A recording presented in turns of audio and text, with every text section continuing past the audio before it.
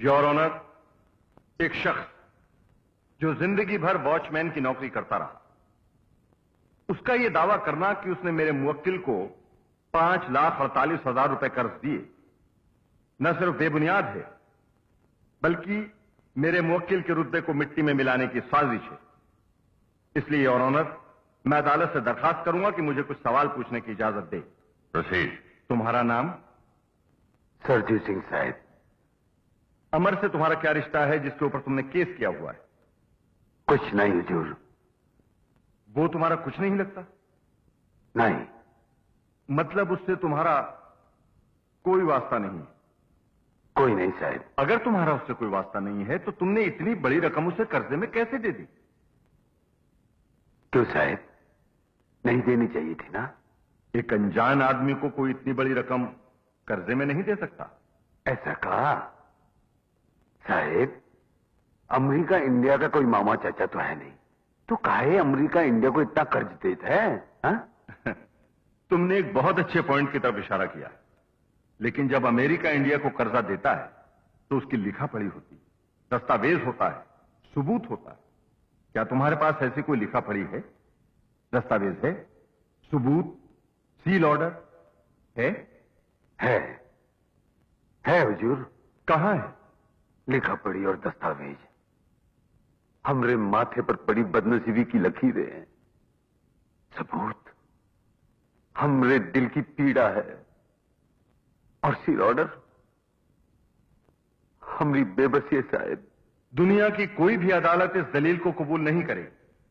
अगर तुम्हारे पास कोई सबूत है तो जज साहब के सामने पेश करो। ऐसा कहा हुजूर, आप जिंदा हैं? शराब क्या बकते हो? हमरे साले ने कहा कि कल रात आप मर गए। तुमको दिखाई नहीं देता मैं जिंदा हूं या मर गया? पर ई का सबूत है कि आप जिंदा हैं? मेरी सांसें। तो ऊ को निकालकर दिखाइए ना और पेश कीजिए जज साहब के सामने।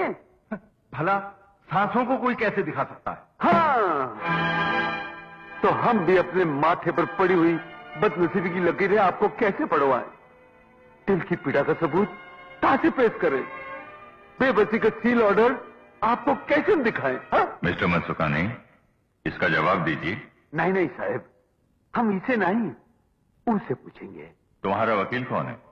कहा हम अपनी वकालत खुद नहीं कर सकते माई बाप? कर सकते हो। ए मुन्ना, वकील साहब सबूत मांगत है।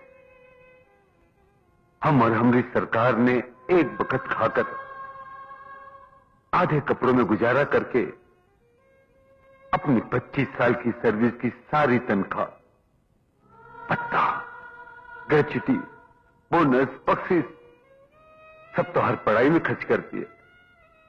तो हर कपड़े, तो हर किताबें, तो हर ऐसो आराम में खर्च करती है। नंगे हो गए हम, सफा चट। और अब जब हम अपना पैसा वापस मांगत है तो वकील साहब सबूत मांग रहे हैं।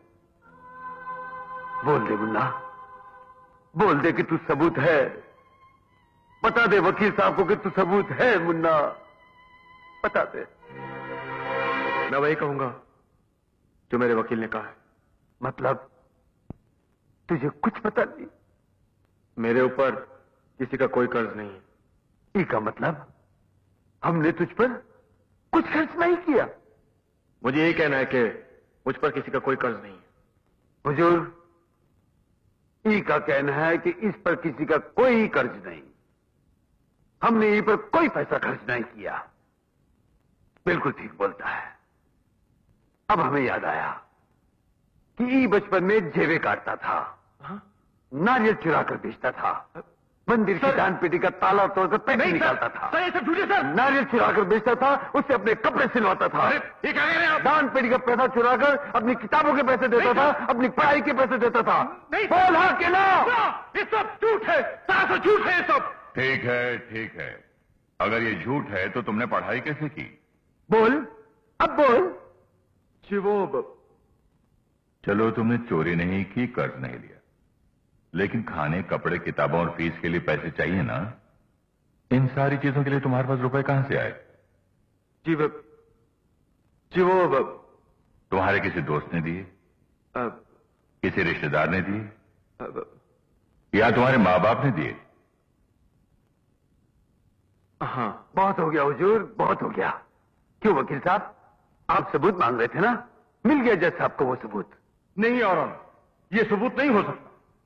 ये तो हर मां बाप की जिम्मेदारी है।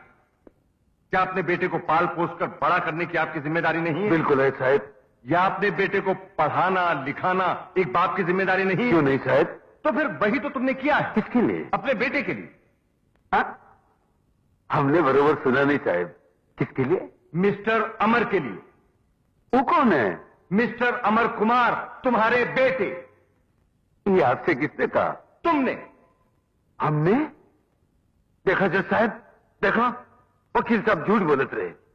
क्या हमने कभी आपसे या इनसे कभी ये कहा कि ये हमारा बेटा है? नहीं। तो फिर तुम क्या कहना चाहते हो कि अमर कुमार तुम्हारा बेटा नहीं है? नहीं। तो फिर कौन है? होगा कोई ऐरा गहरा नथु खैरा। हमें कहा। तो फिर तुम दोनों का रिश्ता क्या है? हम देनदार हैं, ये लेनदार हैं। हमने कर्ज दिया, इन्हें कर्ज लिया। नहीं और ऑनर, ये सिर्फ दिखाने के लिए भोला भाला बन रहा है, मगर है बहुत होशियार। मिस्टर अमर कुमार सिंह मिस्टर सरजू नारायण सिंह उस सरजू का बेटा है। हुजूर, वकील साहब कह रहे हैं कि ई सरजू का बेटा है, लेकिन आज तक कभी किसी से इसे ई कहा कि ई हमरा बेटा है। कॉलेज में, शादी के वक्त, नौकरी के इंटरव्यू में कभी इसने ही कबूल किया कि ई सरजू का बेटा है। अगर इसके पास कोई गवाह है तो आपके सामने पेश करें, और हम उन सारे लोगों को आपके सामने पेश कर सकते हैं जिनके सामने इसने ई कहा कि सरजू का बेटा नहीं है, नहीं है, नहीं है।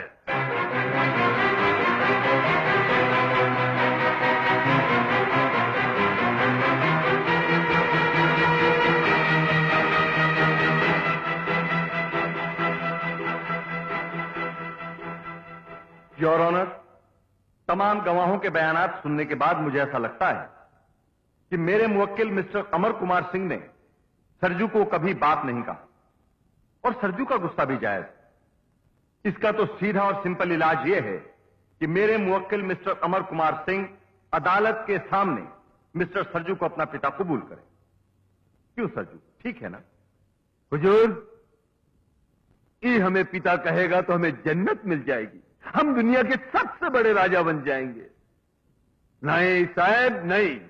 हम ही का वास्ते अदालत का दरवाजा नहीं खटखटाया, हम अदालत का दरवाजा ई वास्ते खटखटाया कि हमें हमारा पैसा चाहिए, हमें हमारा पैसा चाहिए ताकि हम हमारी सरकार का इलाज कर सके, जो इस वक्त अस्पताल में पड़े पड़े दम तोड़ रही है। साहब, हमें इंसाफ चाहिए, हमें हमारा पैसा चाहिए साहब, पैसा चाहिए। Court is adjourned.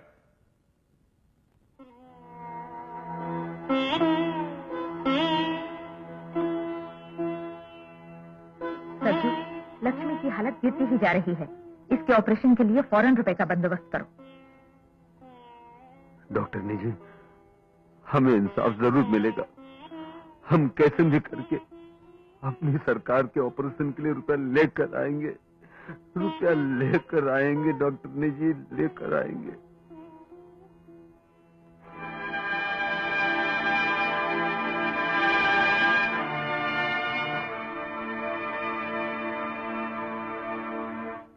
मैंने चोर, उचक्के, डाकू, खूनी सब देखे हैं, लेकिन ऐसा मुकदमा जिंदगी में पहली बार मेरे सामने आया है। कानून की किताबों में कुछ पन्ने खाली हैं जो शायद ऐसे मुकदमों के लिए रखे गए हैं। मैं ये फैसला कानून के बाहर आकर सुना रहा हूं ताकि आने वाली पीढ़ियों के लिए मुकदमा एक मिसाल बन जाए। वो नालायक बेटा जिसे उसकी मां ने 9 महीने अपने पेट में रखा और 25 साल तक अपना पेट काट कर खिलाया, पिलाया, पढ़ाया, लिखाया, और वो बेटा जो अपने मां बाप का खून पसीना पीक कर बड़ा हुआ, वो अपनी जिम्मेदारी लेने से इनकार कर दे तो उसे सजा मिलनी ही चाहिए। लेकिन बाप का दिल बेटे के लिए सजा की बात सोच भी नहीं सकता। उसे सिर्फ मुआवजा चाहिए।